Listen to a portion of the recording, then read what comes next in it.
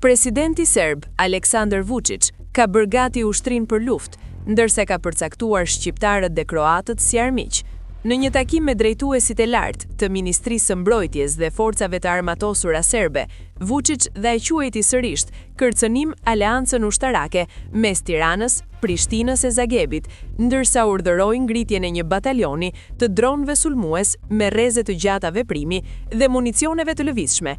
Si komandant suprem i forcave të armatosura serbe, propozova zhvillimin dhe miratimin e një strategjie robotizimi, formimin e një njësie në nivel batalioni të pajisur me platforma robotike, zbatimin e përgatitjeve organizative për formimin e një divizioni dhe batalioni të dronëve sulmues me rreze të gjata veprimi dhe municioneve të lëvizshme, trajnimin e njësive speciale dhe të zbulimit për të përcaktuar koordinatat e objektivave për drejtimin e zjarrit të artillerisë dhe aviacionit, si dhe pajisjen dhe trajnimin e mëtejshëm të njësive të tjera për përdorimin e dronëve, tha Vučić. Ai shtoi gjithashtu se ka bërë porosi të mëdha luftarake për të shtuar rezervat e materialeve të luftës. Serbia do të ketë aftësi të tilla, saqë asgjë nuk do të jetë në gjendje që t'i shpëtojë kapaciteteve të saj, përfshirë dhe ata që furnizojnë avionet e huaj në distanca të largëta nga Beogradi, tha ai.